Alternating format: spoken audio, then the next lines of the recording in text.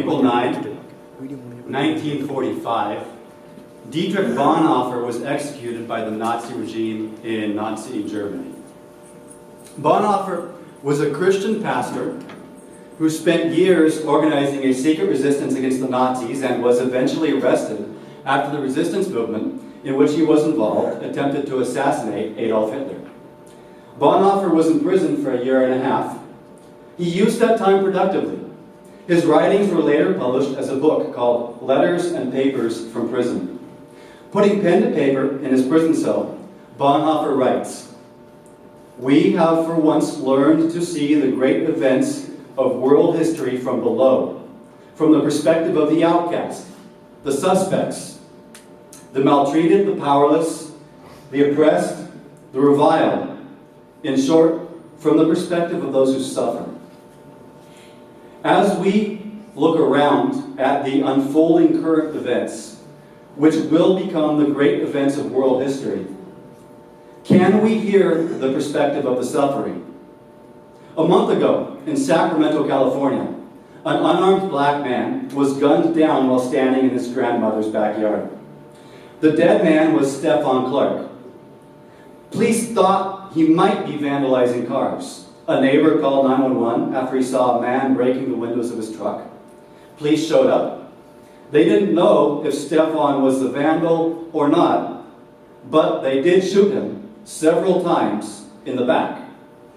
Police said Stefan had a gun. He did not have a gun.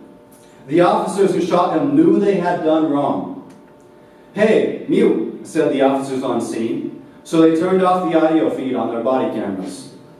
Now the neighbor who called the police says, "It makes me want to never call 911 again. They shot an innocent person." Stefan's killing has provoked ongoing protests in Sacramento. People are saying he was shot because he was black. People are saying the police harass, brutalize, and kill black people. On April 3rd, I attended a Sacramento City Council meeting where people were speaking out in protest. A black man took the podium. With fury in his voice, he shouted, "In no way, shape, or form shall I ever be deprived of my right as a person of color. I am not 3% human. I am 100% human." Dr. Martin Luther King Jr. explains, "No other ethnic group has been a slave on American soil. Even today, many people of African descent still believe they must fight the same struggle fought by their ancestors. A struggle against slavery and segregation and dehumanization. Even today, many feel they are denied full citizenship rights, treated as subhuman, and subjugated. Even today, right here in California, people of African descent feel it is necessary for them to step forward and say something so simple as, 'I am human.'" A black man in New York, quoted in the Guardian newspaper, describes his perspective a couple of years ago. William Jones says, "It's like we are seen as animals, treated like animals. It's not easy." Dehumanization of blacks was the basis of slavery. According to sociologist Dr. Abby Ferber, historically, African Americans were defined as animals, as property to be owned by white men. If we listen to the perspective of the outcast, the powerless, and the oppressed, we hear echoes of this narrative all around the world. From people struggling today, now, in this present moment, to secure their human dignity. From 1948 to 1991, South Africa suffered under apartheid, one of the most extreme forms of institutionalized segregation the world has ever witnessed.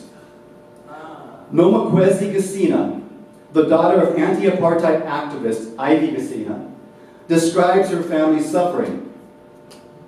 "We'd be sleeping at night, and the police would come kicking the doors down, wanting to know where my brother was and beating us up. They would burn our house down, arrest my mother, and we would be left without a mother. We were treated like animals. Another activist, M. Maluleke, states, "What hurts me most is I know that as black people, we are animals to policemen. Policemen, irrespective of color, black or white, treat us as objects, like we are not human beings." Today, some South African activists still feel that society has not undergone the necessary transformation, that recognition of the universality of human dignity has not been fully achieved, and that black people still face dehumanization. For example, South African politician Mbuyiseni Ndlozi spoke out in 2016, saying, "This country has a very painful past, which still seems to be our present, in which black people continue to be treated like animals." The treatment of African people as animals has its root in the invasion, occupation, and subjugation of Africa by white colonial governments. Today, however, some African intellectuals suggest that the dehumanization of black people was aided and abetted by allies of the white colonists. They point, for instance, to Gandhi, the Indian politician, who began his public career as an attorney in South Africa. Speaking from the University of Ghana, Dr. Obadeli Kambone explains, "Gandhi is known especially amongst the black people of South Africa as the father of apartheid." Describing how Gandhi treated black Africans during his 21-year stint in South Africa, Dr. Kambone says, he referred to them as savage, half-heathen, 1 degree from an animal, kafir, which is a very derogatory term. To briefly dwell on Gandhi, we see from his writings how he dehumanized black Africans. He protests, Gandhi protests. A general belief seems to prevail in the colony that the Indians are a little better, if at all, than savages or the natives of Africa. Contrary to that belief, writes Gandhi, Indians are undoubtedly infinitely superior to the Kafirs, the black Africans.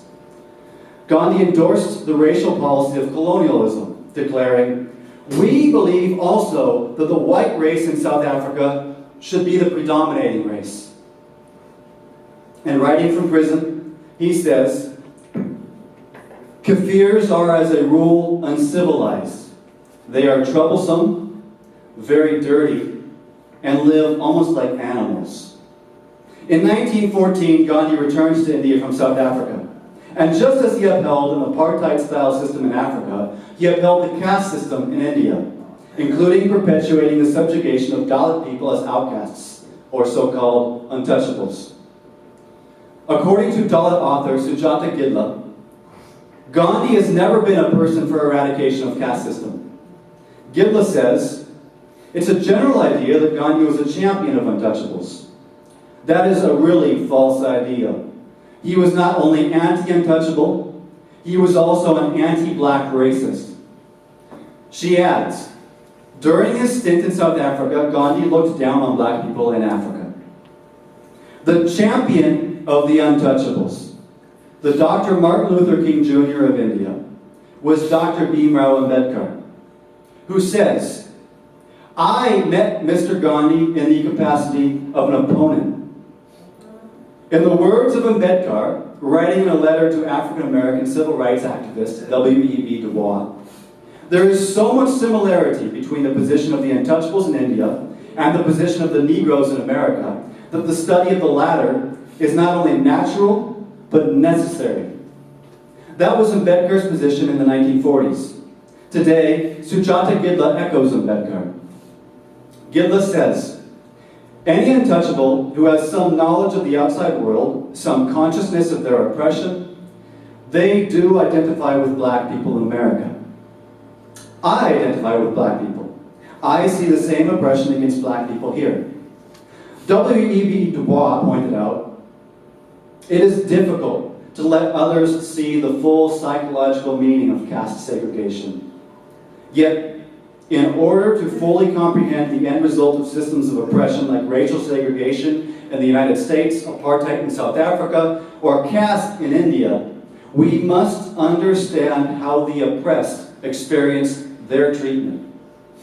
We must understand from the perspective of those treated as outcasts how they experience dehumanization.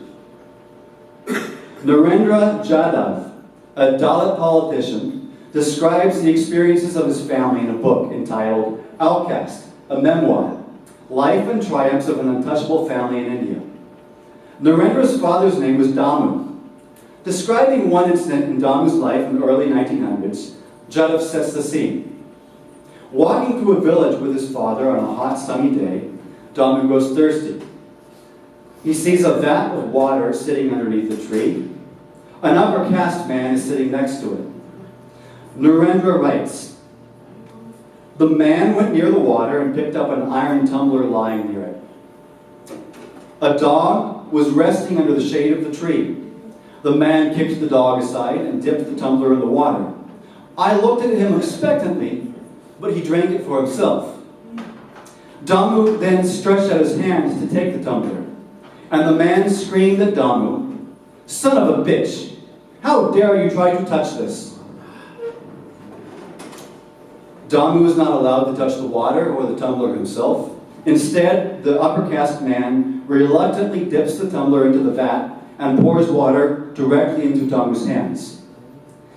And as Damu walks away with his father, he looks back. In Damu's words, 'When I looked back, the dog was lapping up the water from the same vat. That was the first time I wondered if it was better to be born a dog than a Mahar.' The Mahars, considered an untouchable community, have been organizing resistance movements against caste since the 1800s. Jyotirao Phule was one of the earliest champions of their movement for human dignity. Ambedkar continued and expanded that movement. Since time immemorial, those treated as untouchables have been forbidden from doing many things which other people who are fully accepted into society are allowed to do. One of the greatest taboos, however, has always been for untouchables to enter Hindu temples. One of Dr. Ambedkar's earliest agitations against caste involved a movement to demand the right of temple entry for all people.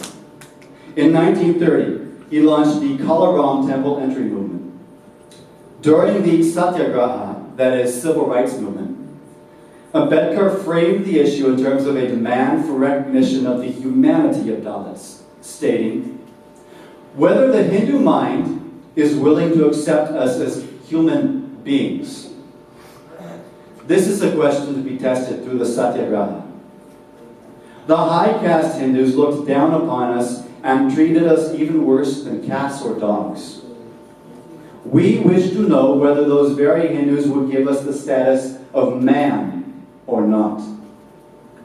In 1931, in conversation with Gandhi, Ambedkar told Gandhi that he felt like an alien. He felt like an alien in the land of his birth.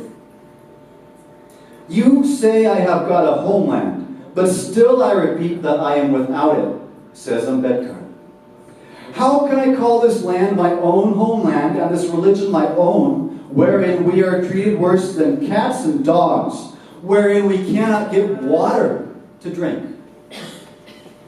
Since Ambedkar, other Dalit activists have continued to express their experience of being dehumanized, repeatedly characterizing it as an experience of being treated like animals by their own fellow human beings.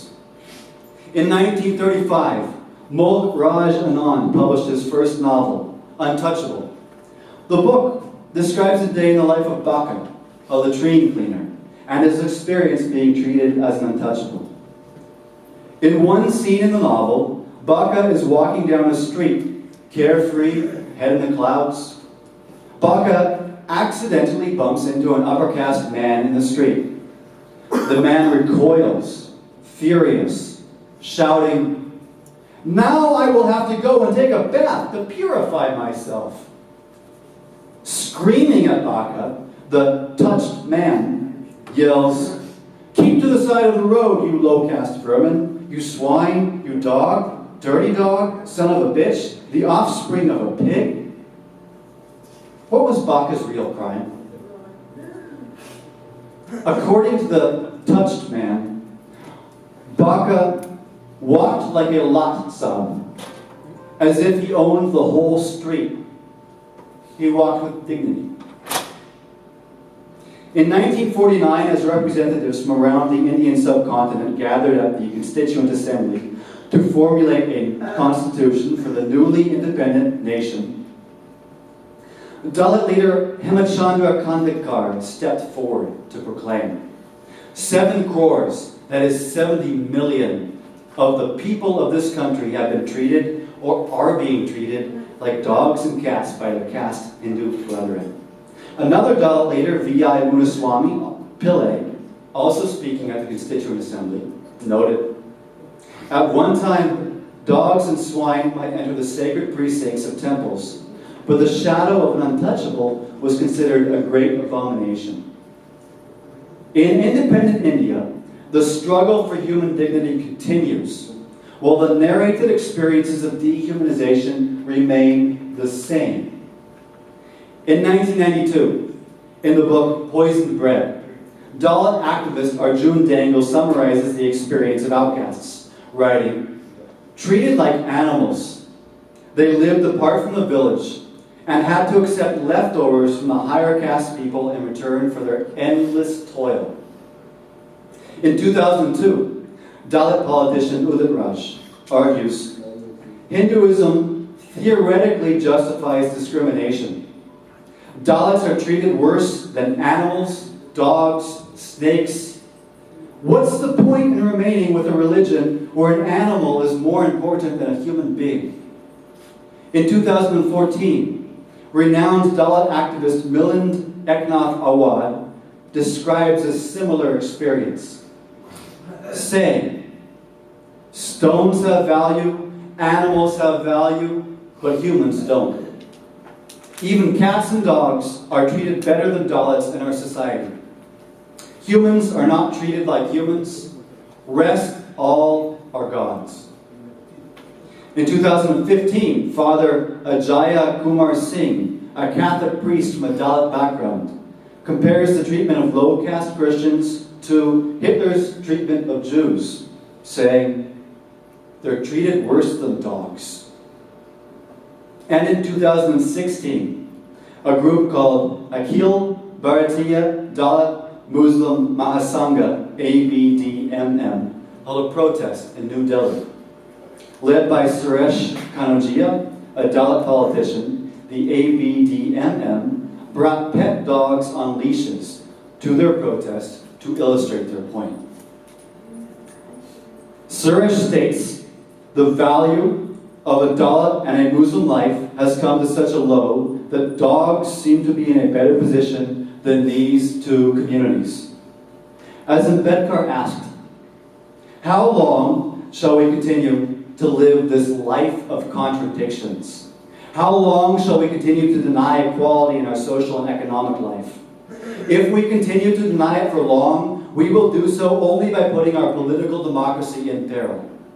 If we must remove this contradiction at the earliest possible moment, or else those who suffer from inequality will blow up the structure of political democracy. Those who suffer are beginning to push back. In January 2016, University of Hyderabad student Rohit Vemula committed suicide. He was working with the Ambedkar Students Association when the university suspended him for participating in a peaceful protest. Crushed, Rohit hung himself. In his suicide note, he denounced the dehumanizing system surrounding him, writing, the value of a man was reduced to his immediate identity and nearest possibility, to a vote, to a number, to a thing. Never was a man treated as a mind, as a glorious thing. Rohit's suicide prompted a wave of international protests. There are hundreds of Rohits in India, warned protesters in San Francisco. There has been a long time struggle of keeping Dalits away from the halls of higher learning. In February 2016, students at Jawaharlal Nehru University staged a rally. Student Union President Kanhaiya Kumar was arrested for sedition, charged under a colonial-era law. His arrest provoked weeks of international rallies, which highlighted the oppression of minorities. After his release, Kumar gave a speech on the JNU campus demanding freedom from hunger, poverty, and the caste system. In July 2016, 4 Dalits were accused of killing cows. They were seized, stripped, tied to a car, beaten with sticks and iron pipes on video, and marched for miles to the city of Una, Gujarat. The video of their dehumanization went viral and provoked months of protests by thousands of Dalits in Gujarat. Jignesh Mavani emerged as a leader of the protests. The Una flogging galvanized the Dalit community, inspiring them to greater rigor in the struggle for human dignity. It played a significant role in Gujarat state elections in December 2017, and Jignesh Mavani was elected as a member of the Legislative Assembly of Gujarat. Calling for national change, Mavani slammed the ruling party, the Hindu nationalist Bharatiya Janata Party. I want the BJP to lose, as they follow ideologies of Mussolini and Hitler, said Mavani. He pointed to Ambedkar's legacy, talking about the Babasaheb who wanted to end Brahmanvad and Manuvad. In January 2018, Dalits gathered in Maharashtra to commemorate the 1818 Battle of Bhima Koregaon, a victory of outcast Mahars over high-caste Brahmins. The rally degenerated into violence when Hindu nationalists attacked the Dalit gathering. What was so objectionable about the gathering at Bhima Koregaon? Rahul Sompimple offers some insight. Rahul, the son of a Delhi rickshaw puller, is a member of BAPSA, the Birsa Ambedkar Pule Students Association. And Rahul explains, acknowledging and remembering this battle of Bhima Koregaon actually runs counter to the normative aspect of the caste system, which does not allow space to a Dalit to act as a militant.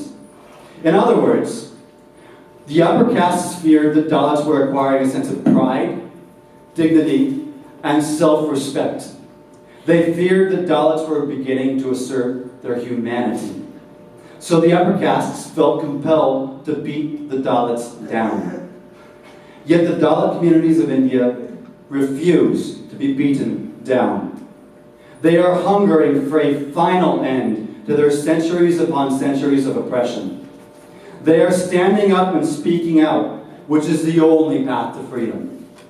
As Rahul explains, oppression will not end unless the oppressed sections rise and raise their voices. In April, this month, the struggle against oppression expanded as communities all across northern India called a Bharat Bandh. In Punjab, Haryana, Uttar Pradesh, Gujarat, Maharashtra, Rajasthan, Bihar, and Jharkhand, hundreds of thousands of Dalits rose up in synchronized protest. And they did it on their own, without the aid or assistance of a political party. One of the organizers of the Bharat Bandh is Ashok Bharti, who is the founder of the National Confederation of Dalit and Adivasi Organizations. Bharti says, a new crop of grounded, firebrand leaders have just taken over the Dalit community. No political party in this country, says Bharti, BJP or Congress or BSP, has the slightest clue about the sort of resentment brewing among Dalits in the country right now. These firebrand Dalit leaders are setting brush fires of freedom in the minds of the oppressed men and women of India. They face many challenges, but every spark they strike stands to spread like wildfire. the flickering flames of liberty may yet become a raging conflagration which melts the chains of the oppressed once and for all. The civil rights movement is surging forward. Dalits are chanting, "We are 100% human." They are doing more, however, than just chanting. They are not just declaring their humanity, but stepping forward and seizing their humanity. The battle to secure their human dignity has grown red hot. Dr. Bhimrao Ambedkar was born on April 14, 1891. Dr. Ambedkar insisted that no reform or adjustment or adaptation or amendment or refinement would ever alter the reality that the caste system is, at its very core and by design, a system of dehumanization. Thus, Dr. Ambedkar demanded the annihilation of the caste system. Pastor Dietrich Bonhoeffer was executed on April 9, 1945. He similarly demanded revolutionary change, writing, "We are not to simply bandage the wounds of victims beneath the wheels of injustice. We are to drive a spoke into the wheel itself." And finally, Dr. Martin Luther King Jr. was assassinated on April 4, 1968. To paraphrase Dr. King's most famous words, "I have a dream that one day, even the country of India, a nation sweltering with the heat of injustice, a nation sweltering with the heat of oppression, will be transformed into an oasis of freedom and justice." Thank you for your time. Jai Bhim.